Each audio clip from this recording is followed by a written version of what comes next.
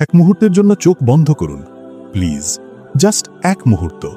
এবার কল্পনা করুন আপনার চারপাশে সব আলো হঠাৎ নিভে গেছে, শুধু কানে আসছে দূর থেকে ভেসে আসা একটা চাপা ভয়ার্ত গুঞ্জন। জানেন তো, এটা কোনো সাধারণ ঝড় নয়, এটা মানব জাতির ইতিহাসের সবচেয়ে বড় সংঘাতের পদধ্বনি।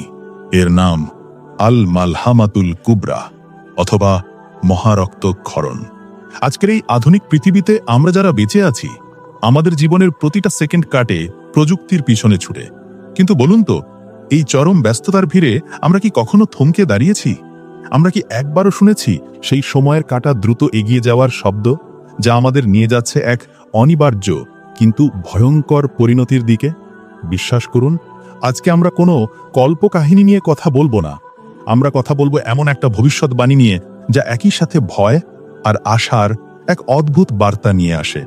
এটা শুধু একটা যুদ্ধ নয়, এটা মানবজাতির চূড়ান্ত পরীক্ষা। এটা যে কত ভয়ঙ্কর! আল মালহামাতুল কুবরা নামটা শুনেই বোঝা যায় এর ভয়াবহতা কতটা ব্যাপক হতে পারে।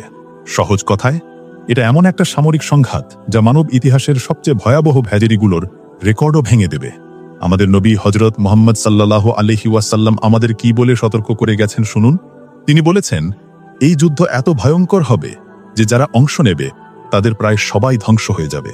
সহিহ মুসলিমের একটা বর্ণনা তো আরো বেশি ভয় জাগায়। সেখানে এসছে, এমনকি পাখিরাও তাদের দিকে উড়ে যেতে চাইবে না, মানুষের থেকে পরিত্রাণ পাবে না। এটা শুধু সৈনিকদের যুদ্ধ হবে না, এটা হবে আক্ষরিক অর্থেই পৃথিবীর উপর নেমে আসা এক মহা দুর্যোগ। একটু ভাবুন তো, কি পরিমাণ রক্তপাত হলে একটা যুদ্ধের দৃশ্য এভাবে আঁকা হয়, যেখানে প্রতি 100 জনের মধ্যে 99 জন মারা যাবে? এটা কি নিছক একটা সংখ্যা, নাকি এটা প্রতীকী রূপ, যেখানে আধুনিক মারণাস্ত্রের প্রয়োগে মানবজাতি নিজেই নিজের কবর খুঁড়বে? চিন্তা করুন, এই যুদ্ধের পরে বিজয়ী দলও একটা আরেকটার দিকে তাকিয়ে ফিসফিস করে জিজ্ঞেস করবে, কি হলো এটা? পৃথিবী জুড়ে নেমে আসবে এক অসহনীয় নীরবতা। মালহামা কি সত্যি দরজায় কড়া নাড়ছে? এখন আসি সবচেয়ে গুরুত্বপূর্ণ প্রশ্নে। কেন আমরা মনে করছি এই মহাপ্রলয় আমাদের দরজায় কড়া নাড়ছে? কারণটা খুব সহজ। নাবিজি এই যুদ্ধের আগে ঘটে যাওয়া অনেকগুলো ছোট ছোট লক্ষণের কথা বলে গেছেন, আর সেগুলো আজ আমাদের চারপাশে স্পষ্টভাবে দৃশ্যমান। 1. সম্পদের লোভ। হাদিসে আছে, ফোরাত নদী থেকে সোনার পাহাড় বের হবে, যা দখলের জন্য মানুষ যুদ্ধে জড়াবে। আজকের বাস্তবতা দেখুন, মধ্যপ্রাচ্যের তেল, গ্যাস, গুরুত্বপূর্ণ খনিজ সম্পদ সবকিছু নিয়ে বিশ্বশক্তির দৃষ্টি অস্বাভাবিকভাবে তীক্ষ্ণ। এই লোভ কি সেই সোনার পাহাড়ের প্রতীকী রূপ নয়? 2. বিরাট সামরিক জোট। রাসূলুল্লাহ সাল্লাল্লাহু আলাইহি ওয়াসাল্লাম বলেছেন, রোমক বা পশ্চিমা শক্তি চুক্তি ভঙ্গের পর 80টি ঝান্ডার অধীনে একত্রিত হবে। 12,000 সৈন্য করে মোট প্রায় 8,60,000 সৈন্য। আজকের বিশ্বে কি এমন কোনো জোট নেই যারা মুহূর্তেই এমন বাহিনী প্রস্তুত করতে পারে? এগুলো শুধু ইঙ্গিত নয়, এগুলো সতর্ক বার্তা। এর সাথে যোগ হয়েছে বিজ্ঞানীদের মতামত, জলবায়ু পরিবর্তন, পানির অভাব, খাদ্য সংকট, সব মিলিয়ে পৃথিবী জুড়ে এক অস্থিরতার জন্ম দিচ্ছে, এবং এই অস্থিরতাই হয়তো ঠেলে দিচ্ছে মানবজাতিকে মহাযুদ্ধের দিকে। তাহলে প্রশ্ন হলো, এখন আমাদের করণীয় কি? এই ভয়ঙ্কর চিত্র দেখে আমরা কি শুধু ভয় পেয়ে বসে থাকব? না, আল্লাহ আমাদের এই সব বলছেন যাতে আমরা প্রস্তুতি নিতে পারি।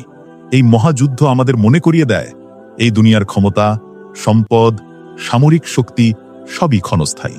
আমাদের আসল কাজ নিজের ভেতরের মানুষটাকে রক্ষা করা। যখন চারদিকে অন্ধকার, তখন আমাদের হাতে শক্ত করে ধরে রাখতে হবে ন্যায়, সততা, ধৈর্য আর ঈমানের আলো।